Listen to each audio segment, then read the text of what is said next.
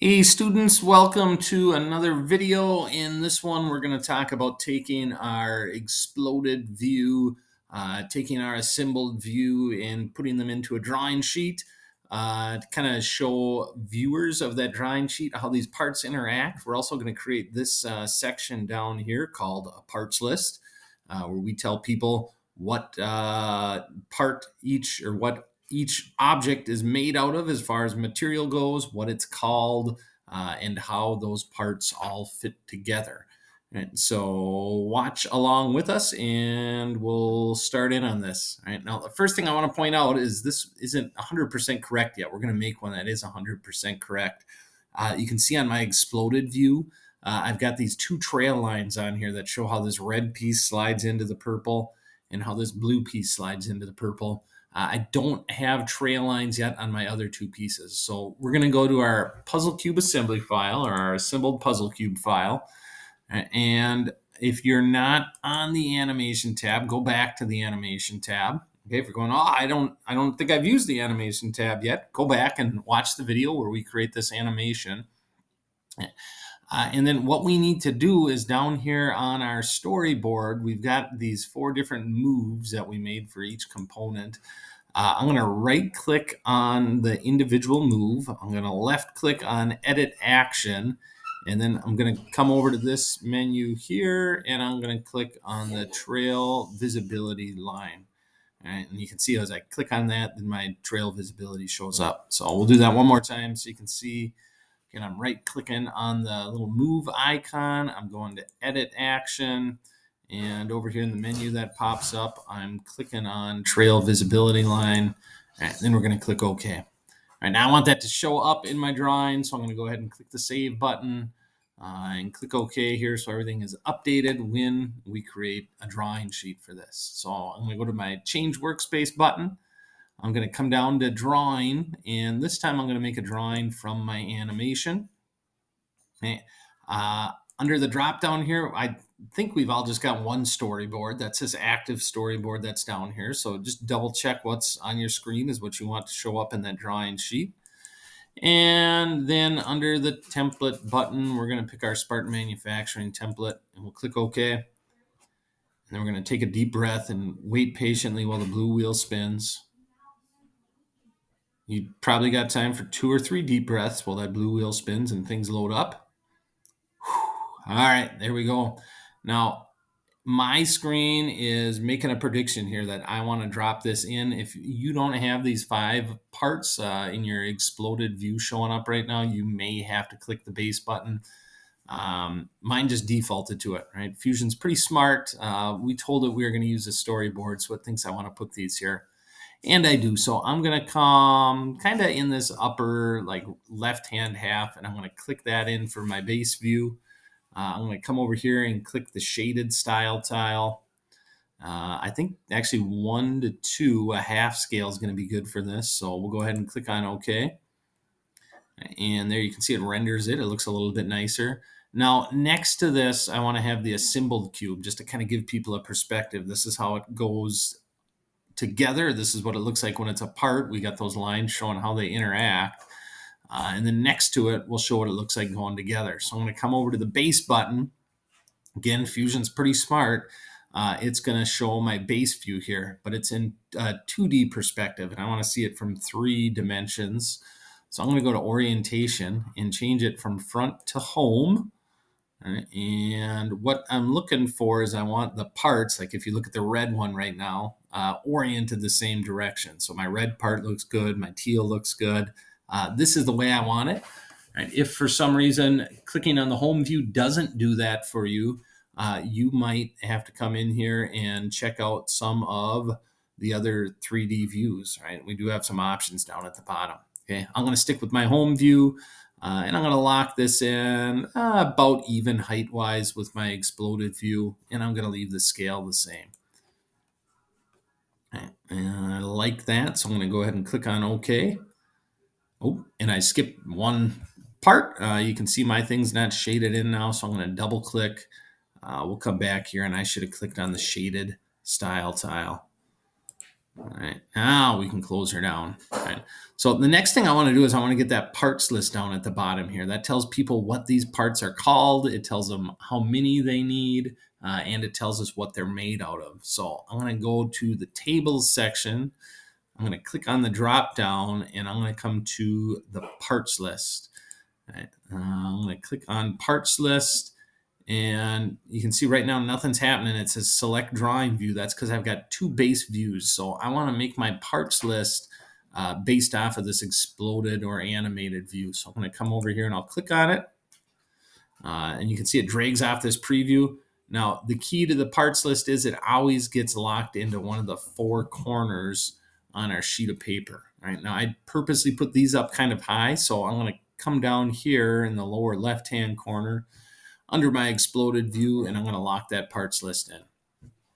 And so it just did two things, not perfectly, but it just did two things. It made our parts list, and it made these balloons. You can see the balloons are kind of overlapping the parts list, or maybe the parts list is overlapping the balloons. I don't know how we want to say that, but they're definitely overlapping. So let's fix our parts list first. I've got this blank column here, which is kind of distracting. You know, there's no description there. So I'm going to double click it. Try that again. I'm going to double click it. There we go. And over here on the right hand side of my screen, this parts list opens up. This is where I can choose which columns I want in my parts list. So I don't want a description. I'm going to go ahead and uncheck that. And if I wanted to add stuff like a part name, that would show me which version of my part I'm using over here. I can check that one. Okay. We don't want that on this drawing. That was just an example. So you should have the item, the quantity, the part number, and the material showing up. And so once you've compared your screen to mine, you can go ahead and click close if they look the same. If not, make some changes. All right, now I've still got this overlapping issue here, right? And that's not a good thing. We want to make this a clear, concise document, kind of easy to read. So I'm going to click, no, see, I grabbed my parts list and my balloon at the same time here. So I'm going to use the undo button. And we'll try this again. I'm going to click on my part in the center, and I'm just going to drag the balloon off to the side here. All right, I'm going to do the same with this. Now, when we're putting balloons on, typically we want the balloons to extend at an angle besides a 90, 180, 270, 360 degree angle. So think of looking at a clock face. We want all these lines to extend off at some angle other than 12, 3, 6, or 9 o'clock. And so I'm just going to drag these around. I don't know, this 5 seems like it's almost overlapping my yellow part, and it's definitely coming off at like a 90 or a 3 o'clock degree angle. So I'm just going to drag that up a little bit. So now as I look at this, I'm just kind of doing some evaluating. I can see my parts all have balloons.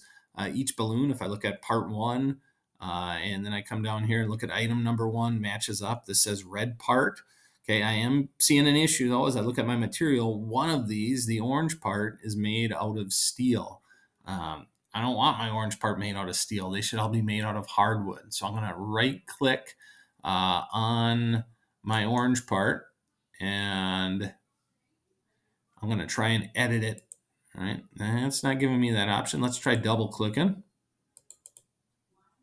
It's still not. All right, so it may not let me access it. You're probably laughing at me. You probably know how to make this happen. I'm going to come over here to my recent data, and I'm going to open up my orange part. All right, and if you see any issues like this, you should do the same. If you're not having this issue, you could probably skip past this part of the video. But I'm going to come down here to physical material.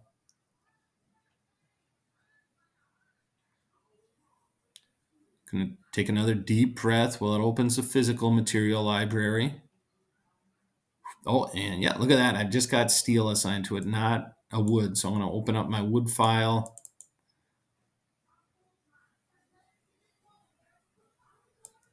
Drag down here, and I'm going to find a hardwood that I can assign to it. So I'm going to take the maple and I'll drag and drop maple on it. All right, now I can close that. All right, now it's got a maple material assigned to it with this orange finish applied over top. All right, I'm going to hit the save button. Say okay. I probably don't need this file open anymore, so I'm going to close this tab. Okay, and then we'll get rid of my recent data just to make my screen a little bit bigger. All right, and you can see over here where it says orange part, I get this exclamation point showing up. That's telling me that it's been updated. So if I right click on it, it should, but it's not. It should give me the option to update my part. Usually a little message will show up down here that also says update your part. In Fusion 360 seems to be running kind of slow for me tonight. All right, so I'm going to fix this last part. Hopefully that shows up on my screen. If not, and you need some more directions on it, you can always come find me in class, and I'd be happy to show that to you. Last thing I want to do is, now that I've got all this on here, I've decided this assembled view looks a little tiny, so I'm going to double click it. And I am, in fact, going to change this scale. I'm going to go to a 1:1 scale here. All right. I like that bigger size just because it kind of fills up some of my empty space. And I think now that I've got everything placed on here, I'm going to click on this and drag it down. Okay. You know what I'm thinking actually, as I look at this might be useful to viewers. Maybe I'll put this view here. I can go to base view again. And instead of showing the home view, I'm going to go to the bottom. Maybe it won't let me. I was going to try and show the bottom view on here, but maybe it's not going to cooperate. What if we go to, yeah, let's try this. Again, if you are happy with the way yours looks, you could totally click save and move on now. But let's try this. I'm just going to think aloud here as this video ends. I'm going to go back to my home view. All right. Try that one more time. We're going to go back to my home view. I'm going to put this on here, and I wonder if I can rotate a 3D view. Well, it's letting me select it.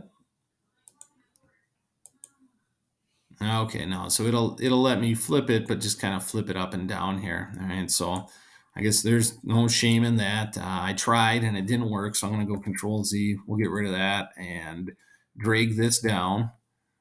All right, now if you're still with me here at the end of the video, I do want to point out, oh, my computer's running slow tonight. I do want to point out, I've got a few Fusion 360 help tabs open. I wasn't sure up until about 10 minutes ago how to show the trail line, so I do a lot of Googling to figure things out here. Maybe you want to do some Googling, see if you can figure out how to flip that image over, and then you can teach the teacher, and I will be forever grateful to you. All right, so that's the basics of making this exploded drawing with an assembly drawing next to it with a parts list that's got all the correct columns in it. Go ahead and get that complete. And the next step is to print out an actual sheet of paper with these designs on it.